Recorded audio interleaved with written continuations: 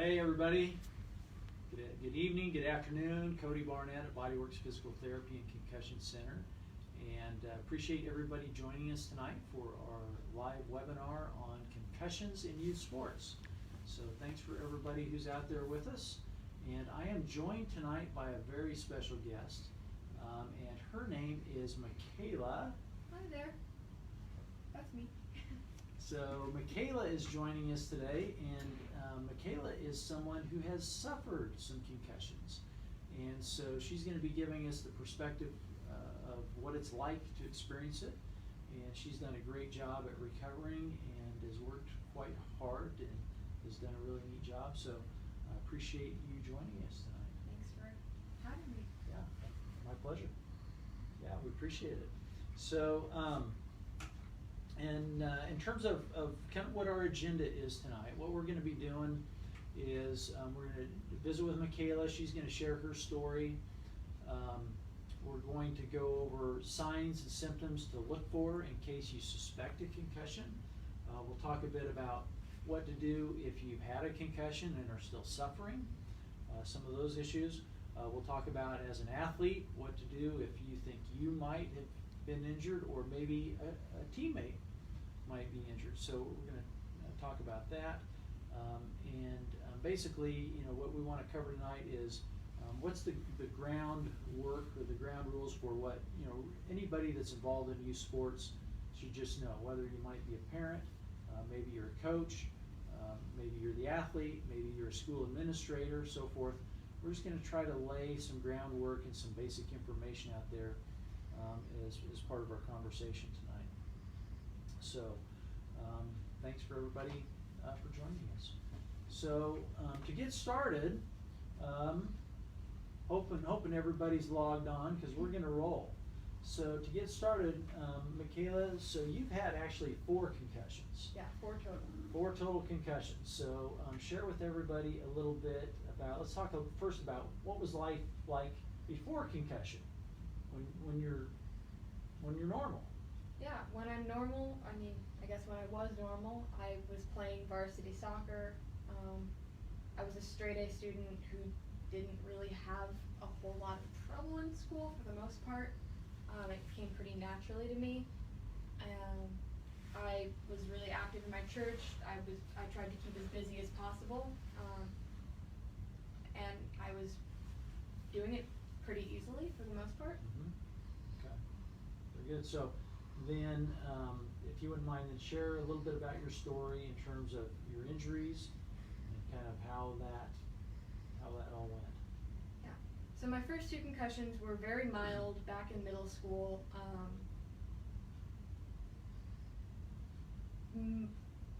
Most people wouldn't have even considered them a concussion, but doctors I went to said, yeah, you got a little bit of a concussion, but at the time I didn't realize necessarily how serious a concussion was, so I just maybe took a day of brain rest and moved on with my life. And so did you recover from those relatively easily, do you feel? I think from my perception at the time I did, in that I'd heard concussions are these big horrible things that keep you from being able to live your life completely. I had heard of people being in the hospital for them, and so I think at the time I said, oh, I'm not in the hospital. Even if not everything is quite right, I'm completely fine. Right. Which, looking back, was really not true. Yeah, and I think it took a fair amount of time for me to get back to completely normal. Okay. With that. All right, and then tell us about what you experienced a little over a year ago. Yeah, so last spring, I was in my junior year playing varsity soccer, and about halfway into the season, I was playing a home game, and a girl from the other team and I went up for the same ball, and we knocked heads. I fell, and then I knocked my head on the ground again after I had hit her head. So kind of a double impact thing there.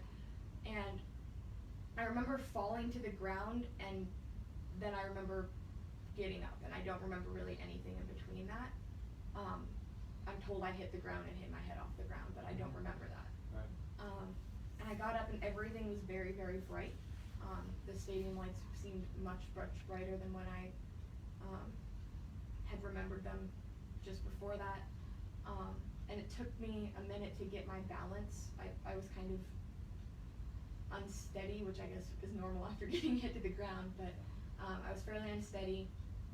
The referee actually subbed me out of the game because he walked up to me and he said, "You don't look quite right," and he subbed me out of the game.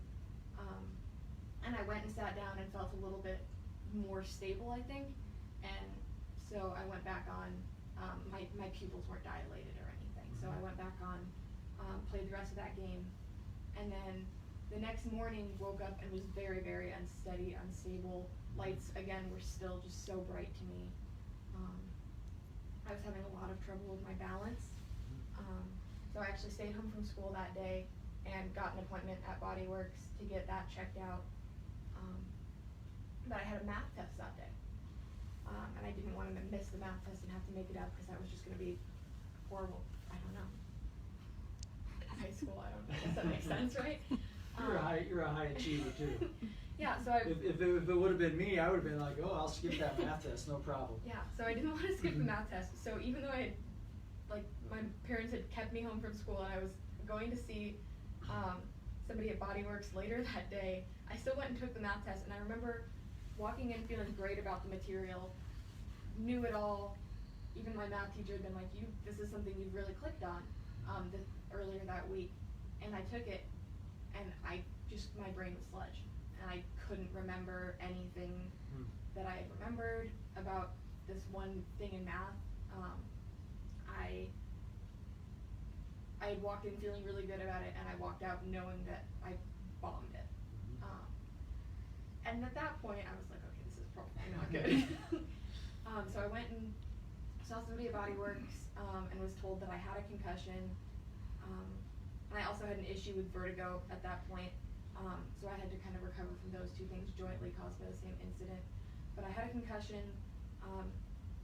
He recommended that I step back from soccer for a little bit, week, 2 weeks, and see if I could do some exercises that would maybe help me out there. I was stubborn, and I did not, because I was like, oh, I had concussions in middle school, this is fine. And so I maybe refrained from doing headers for a couple practices, but I kept going to practice, I kept running, I kept doing everything, and I didn't feel quite right, but again, I wasn't in the hospital. I could remember who the president was, all of the stereotypical things that are wrong. I thought I was fine, and just it was a mild concussion, and I didn't need to worry about it. And then about 3 weeks later, I had a second concussion. I sustained a second concussion, and then in an away game this time, so with a different kind of situation, different field doctors, everything. Same thing happened, went up for a ball, knocked heads with the girl. We think we both got concussions out of it, honestly. I don't think either of us liked that very much. But, and just, again, all the feelings of brightness and kind of sensory overload returned, and just everything seemed much louder, everything seemed much brighter. I was having a lot of trouble with my balance again. Again, the referee subbed me off. Pupils weren't dilated, nothing stereotypically was wrong. I could remember my name, I could remember where I was. So they sent me back on, and I played that game, and I played another game, and another game, and another game, and I still was having trouble in school. I attend a school where reading is really important. We read a ton. We read multiple books a week. And normally I would be fine with it. I would just go home, do my reading for a couple hours, be done. And I was finding that I was getting headaches after reading for maybe 30 minutes, which for me is highly unusual. And I was having to work on a term paper at the same time, and I was trying to type, and I couldn't stare at the computer screen without getting headaches. And my balance still wasn't back. At practice, I was still, I'm always clumsy, but I was much clumsier than usual. Even to the point where my teammates were like, are you okay? Something's not quite right here. Yeah, so you always fall over, but not this much. Yeah, people were noticing it. People were definitely noticing it. I was struggling to keep up in school. I was having headaches working on schoolwork. I was going to trap soccer balls, and I was completely missing. They would just go to my right, and I would think that I would be right in front of them. And it just, my balance, my sense of like steadiness and position were completely off. To the point where I was getting subbed off of a lot of games, because I mean, you don't want a player who can't figure out where the ball is on the field, or run in a straight line on the field.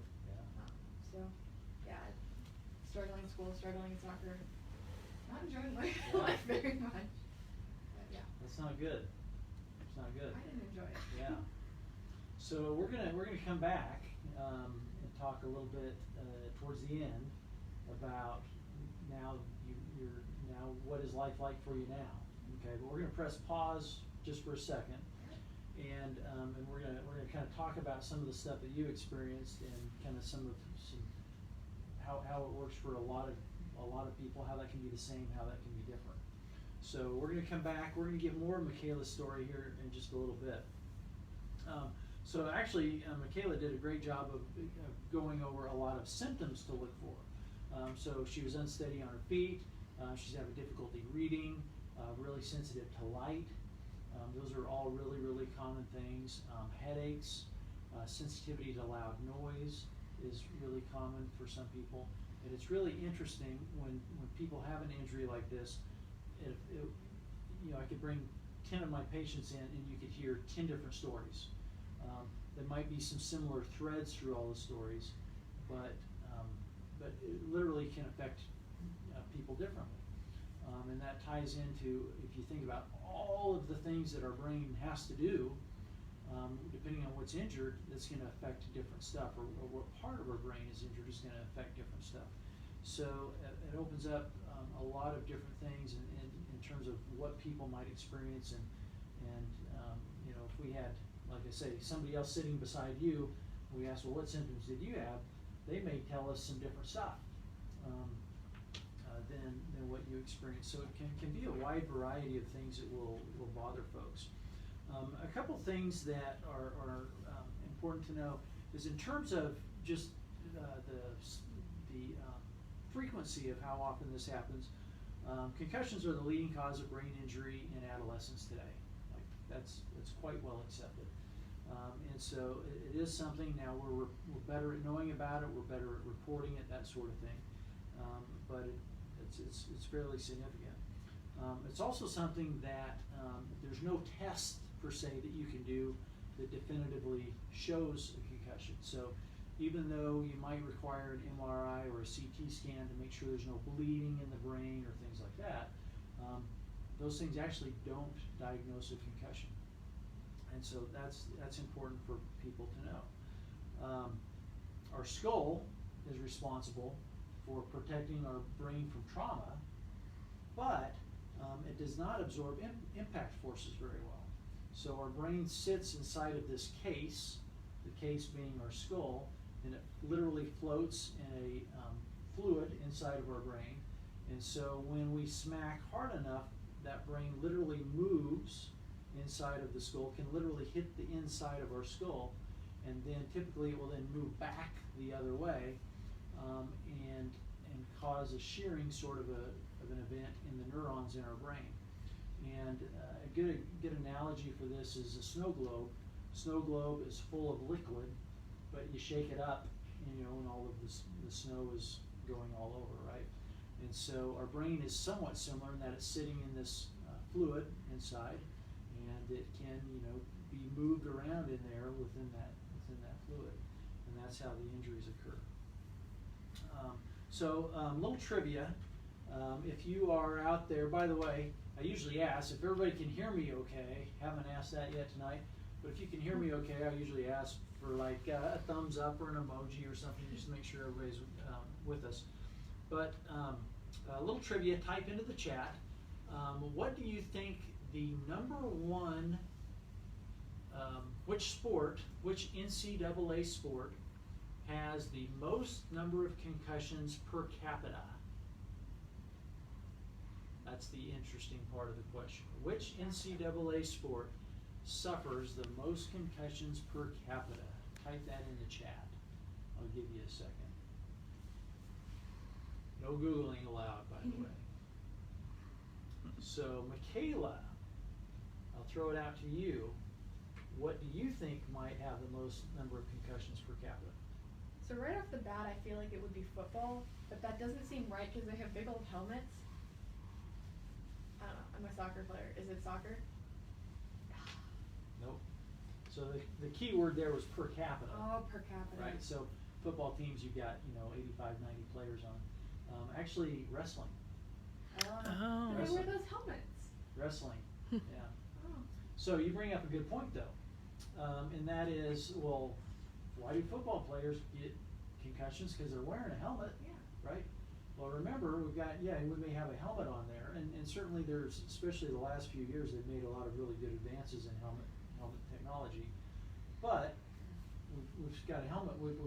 The helmet doesn't do anything to stop that brain from sloshing around in the snow globe, right? Yeah. So we can make the fanciest, coolest, most expensive helmet in the world, and unless it can stop that brain from moving around inside the case, then we're still going to have the potential for injury, right?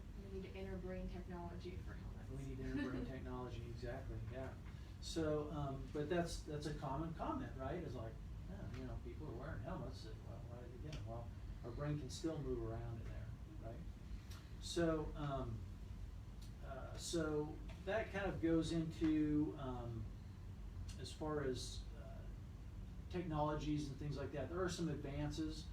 There's one thing that I will let you Google if you want to learn more. If you're, for example, if anybody out here is watching is into football, there is a really good resource. If you'll Google Virginia Tech helmet ratings, you can Google that. And Virginia Tech is the leader in helmet testing. So they're testing bicycle helmets, football helmets, construction helmets. They're testing all of that stuff, and they've created a really nice rating system for those. And so if you're a consumer and you're wanting to get the helmet that's at least the best, again, no helmet is 100%, but that's a really good resource for you. And it's actually how I bought my most recent bicycle helmet, is based on that testing criteria. So I'm using a helmet that has the, again, it's not 100%, but it sure improves my odds should I fall on my bike. Yeah. So anyway, that's out there. So feel free to Google that. So one of the things that Michaela mentioned in her story was she had that injury junior year, and then about 3 weeks later, playing again, and suffered the second injury. So there is a situation that can occur, and it's called second impact syndrome. And second impact syndrome can be quite serious. And basically what that is when a person suffers a second injury before they're fully recovered from the first injury. This is something that we really, really, really never want to see anybody go through. Because as your brain is still trying to heal, then we add this second injury on top of it, and the results of that can be actually quite catastrophic. So the risk of death is actually increased substantially. And then the risk of future cognitive problems and future issues, either in the near term or in the far term as an adult, are actually statistically increased. So I don't want anybody to have to get second impact syndrome because of those things. And so I think sometimes in terms of as parent, like I'm a parent, I have a son that played football, loved football, I still do, and we have a tendency to want to get our athlete back as quickly as we possibly can, but it's all about risk versus reward, right? And this is the second impact syndrome is a super, super high risk, and so it really skews that scale when we're talking about it.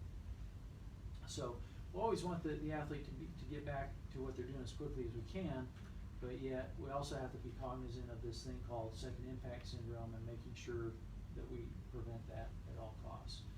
So now I'm going to segue and give a little story too.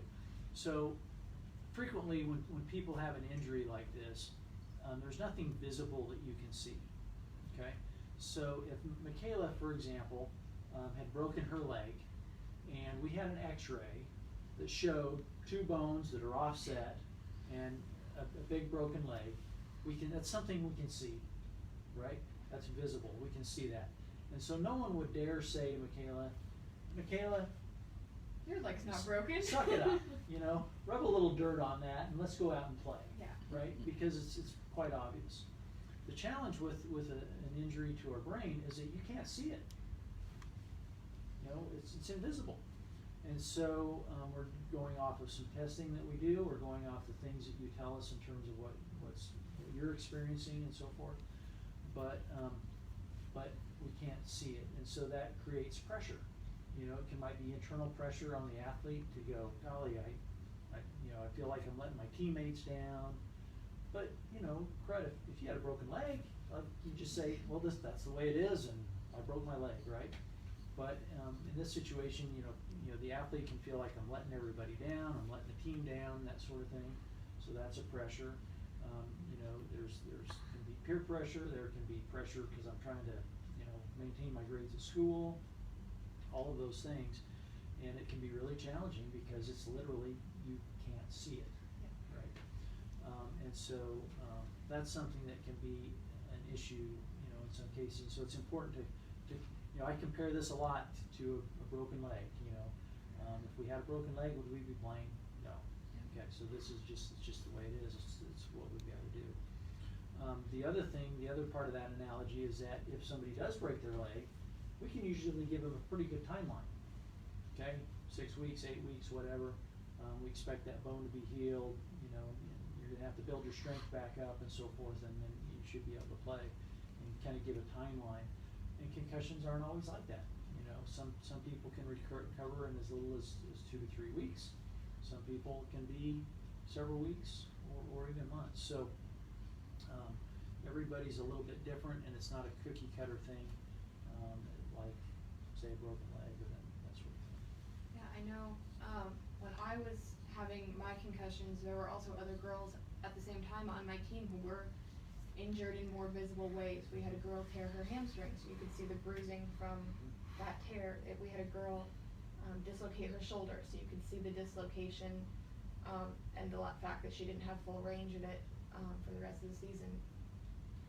And I think for a lot of the time, I even felt that, their injuries are visible, so they're more important or more significant than mine, and should be treated more significantly, which I've since learned is not true. It's not true.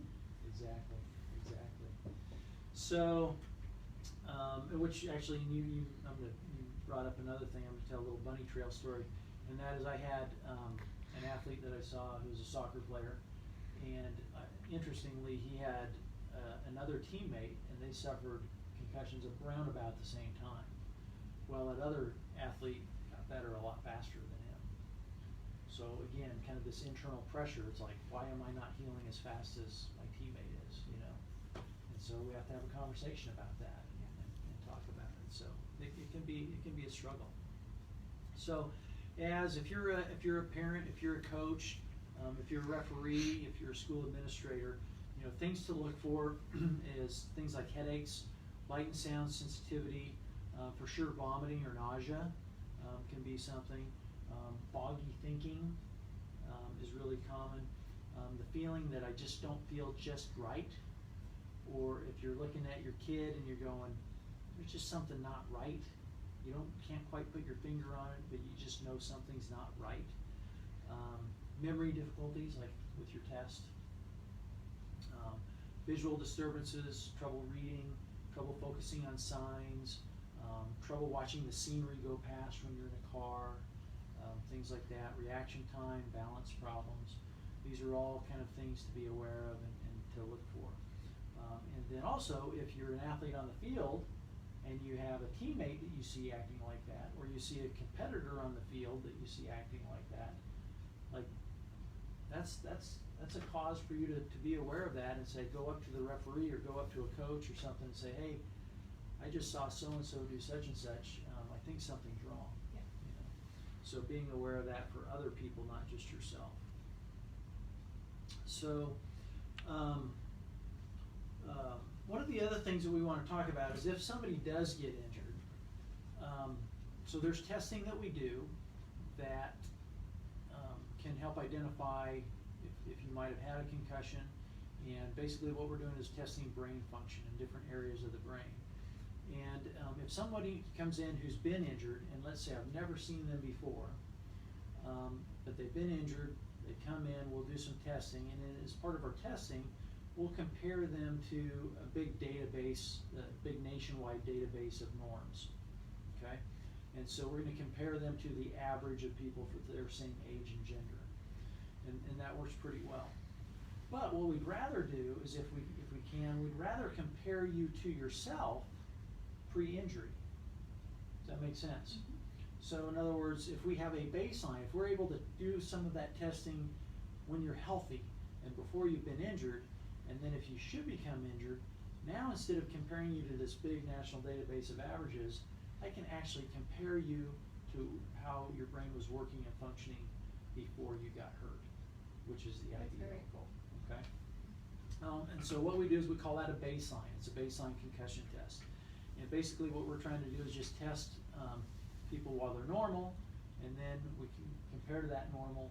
You know, we hope we never have to access that information, right? Yeah. It's kind of like buying an insurance policy. You know, you buy car insurance hoping that you're never rear-ended.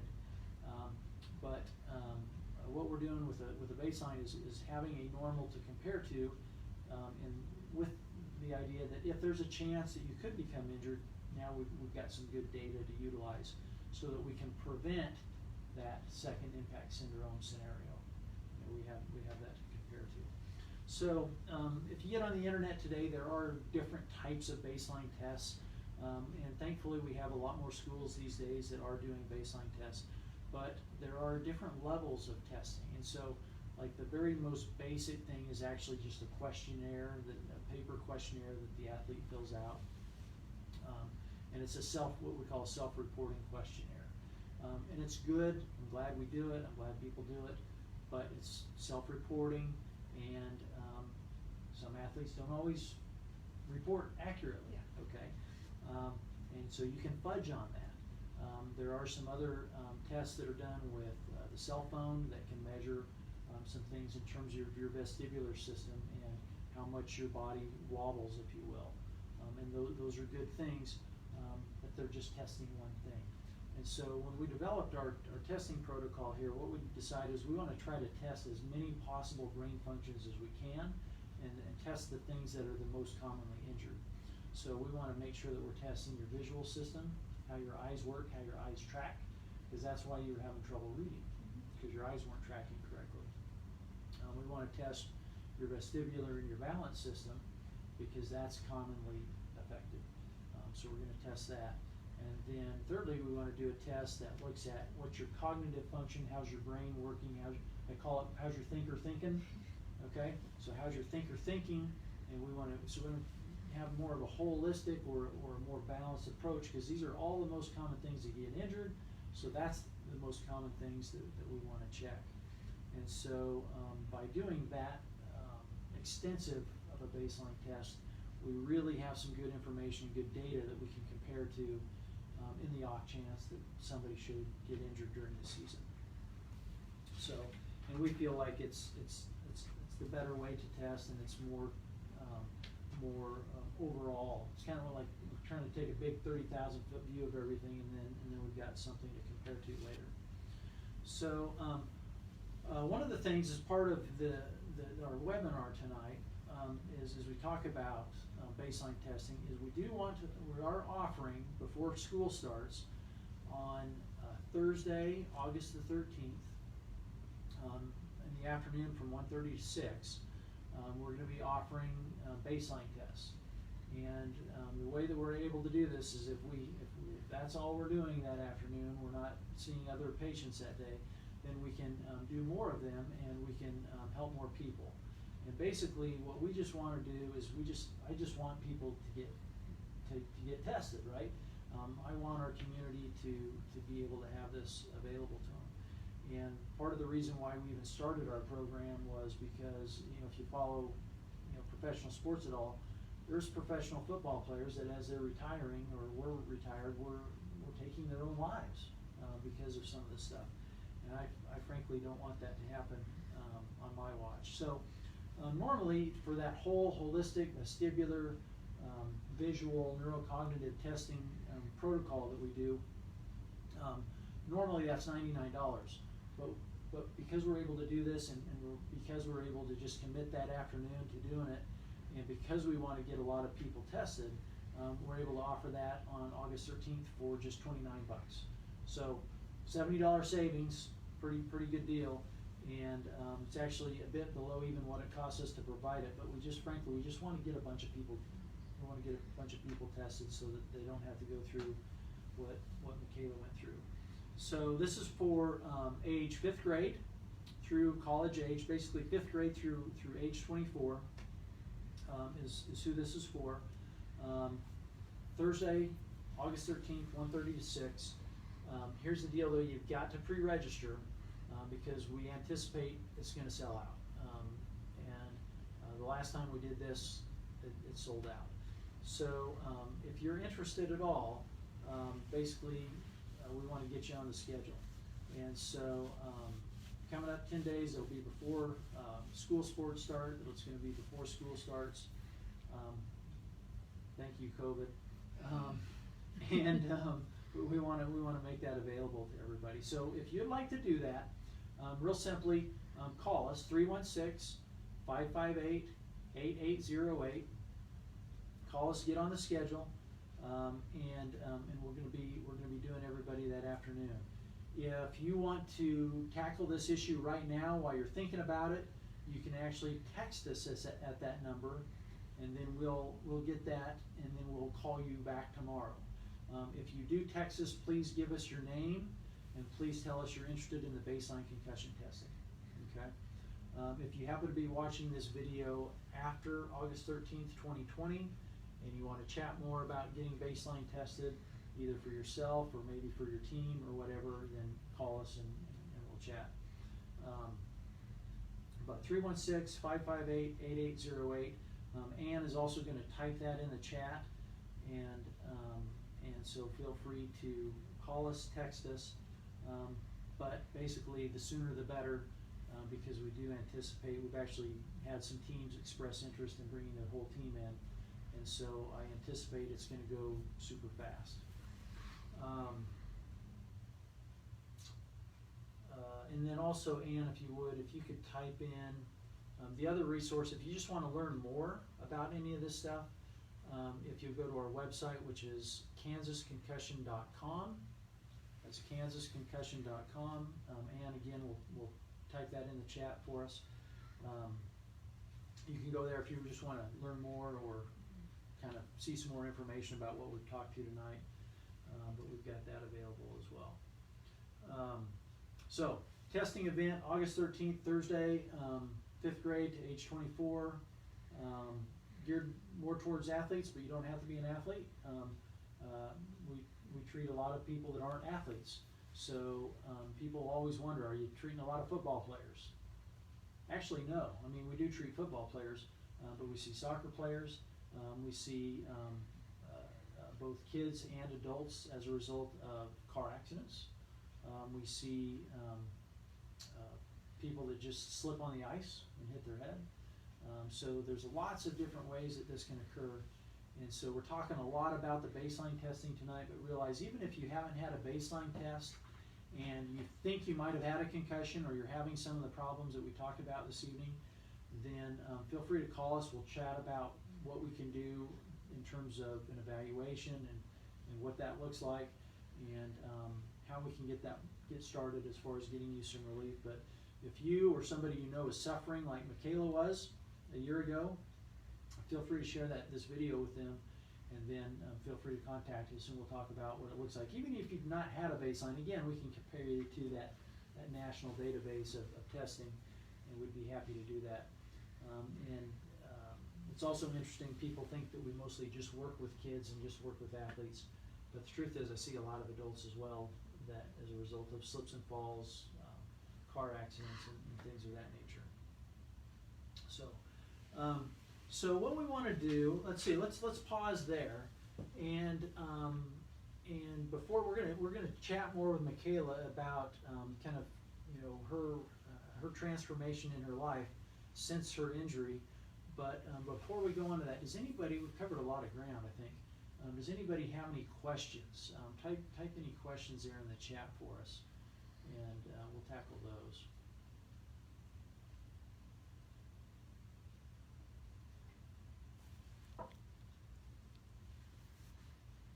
So if you're watching, and at least give me some feedback. If you don't have any questions, that's great. But at least give me a little thumbs up or a little bit of something, just so we know that the information's helpful, and then type in if you got any questions for us. How about you? Do you have any questions? Yeah, while we're waiting, Okay. do you know of, is speech usually affected by concussions? Can it be? It can be, yeah. Because I know when I've had concussions, one of the telltale signs, at least for my parents, is I stutter. And I'm not usually somebody who stutters. But I would begin to stutter, and I didn't know if that was normal or if there were other speech things that came around because of that. Yeah. I'd say it's a little bit less common, but it definitely happens. And then the other thing is some people will just have difficulty kind of searching for a word. You know, I know the word, but I can't quite find it back in my hard drive. Yeah. Yeah. So, okay, so so we're going to talk some more, Michaela. So you had that second concussion. You went through some therapy. You did some testing. You went through therapy. You did some rehab. Maybe talk a little bit about what some of your rehab was, what that looked like for your unique situation, knowing that not everybody does exactly the same rehab as what you're going to do, but just tell everybody a little bit about what that rehab looked like. I know one of the exercises I was given by people at Bodyworks was I had to watch a certain point on the wall and walk while like turning my head, which sounds weird, but I had to keep my eyes fixed on that point on the wall while turning my head while walking. Sounds fairly typical and normal, but I was stumbling around like I was drunk. Like I was just stumbling. I couldn't walk in a straight line doing that. So that was an exercise. I was doing that every day, trying to get to the point where I could walk in a straight line again, while keeping my eyes fixated. They gave me a pen and had me keep focusing on the pen as it approached my face and it back away again. Because one of the issues was I couldn't focus my eyes for long periods of time, so I had to do that a bunch. Lots of exercises like that, keeping my eyes focused on certain minute points while doing other things, trying to get back to that sense of normal balance and focus. And another thing I was given was concussion glasses, which are these pink, they're like pink sunglasses, I guess? Yeah. Which were really ugly. And I would not like to be caught dead in them in public, but did they help you read? They helped me read a lot. They kind of just like muted life a little bit, I guess. I don't know what they're supposed to do, but they kind of muted life, made it easier. I ended up writing a 15-page term paper for a final in a class in a dark room with concussion glasses on, typing at my computer, reading the material I needed to do that.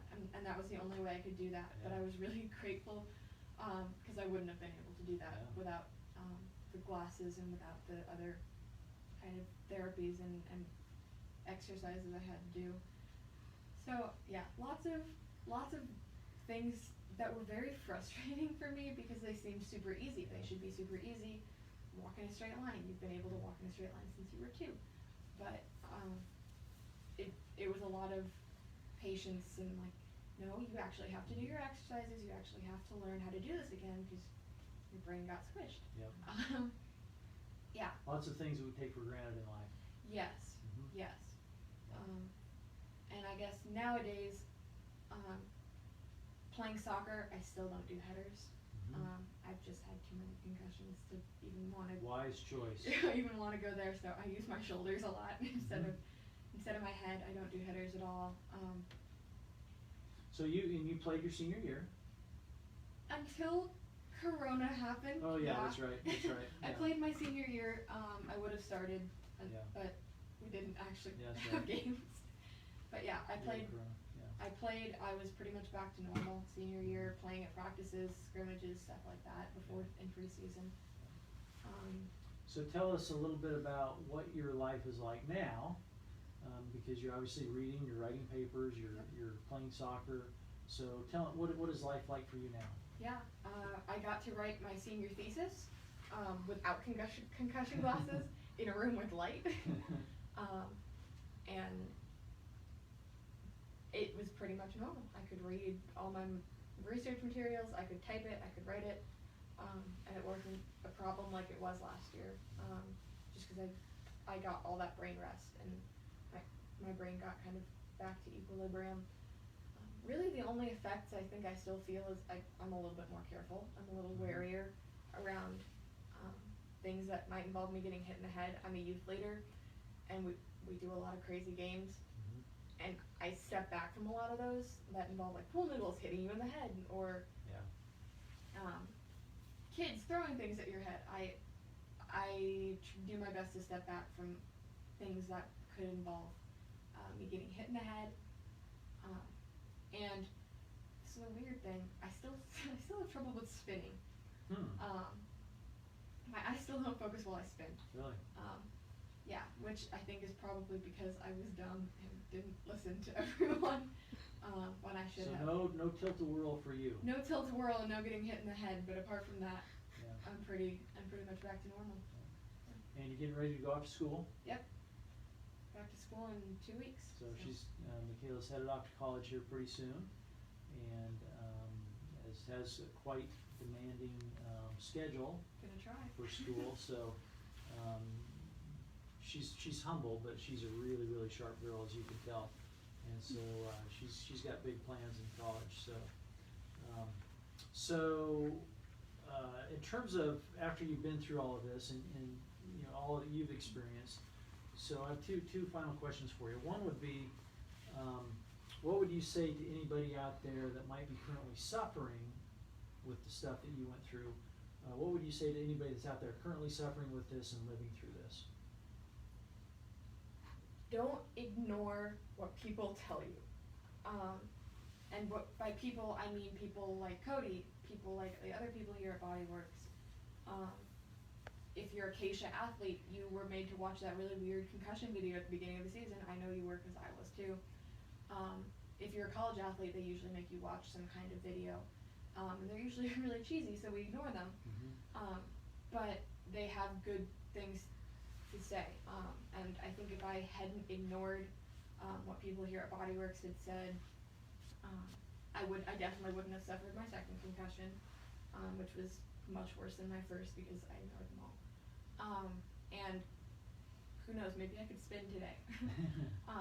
And my junior year soccer season would have just definitely been smoother. My junior year academically, I wouldn't have struggled so much if I had just listened and taken it a little bit easier and not been hard on myself and putting pressure on myself to recover at a rate that I thought was okay. And don't feel guilty and don't feel like you're letting down your coworkers or your friends or your family or your teammates or your coaches. At the end of the day, your brain is like everything. It's the essence of who you are. Yeah, and for a little bit I didn't really feel like I was me because I was so focused on not letting my coaches down, not letting my teammates down, not letting my teachers down at school by missing math tests. But I think in the end I ended up letting everybody down probably a lot more by trying to push through it and not doing it well. Yeah. Because I just couldn't. Yeah. Very wise words. Thank you. Oh, wow. Yeah. Wish I'd been wiser then. All right. So thank you so much for joining us. Thank you. I think the world of Michaela, and she's just a wonderful young lady that I'm fortunate to know, and look forward to all the neat things that you're going to do and how you're going to change our world. Well, thank you. Yeah. So I met Michaela, so you may not remember this. I met Michaela at the Youth Horizon Sun Run, and she was dressed up in the bunny rabbit outfit. You were the bunny rabbit for the Yes. Youth Horizon Sun Run that year. My so. proudest moment. Right Oh there. yeah. We have a picture together. Yes. Yeah. Me dressed as a bunny. I think of it fondly. Okay. But anyway, so definitely appreciate you coming and sharing your story. We appreciate Ann and Melissa who are behind the scenes back here helping us put this on, so thank you ladies. And just in closing, if you know somebody who's suffering, please share this information with them. Don't let them keep suffering. Get help. And secondarily, baseline concussion testing on Thursday, August 13th, 1:30 to 6. Contact us 316-558-8808 to get in on that. The sooner the better, because it will fill up. And then certainly if you just have any questions, either now or down the road, we still like to talk on the phone. So if you just want to chat, you have questions, whatever, feel free to call us. Feel free to email us. Feel free to contact us through our website, kansasconcussion.com, and we would be happy to help you with any of that information. And then we do have some other info both on our website and then also on our YouTube channel. If you want to look at that, we do have some other videos there that are available with even more info. So before we close, before we wrap up, does anybody have any other questions that they want to throw out to us?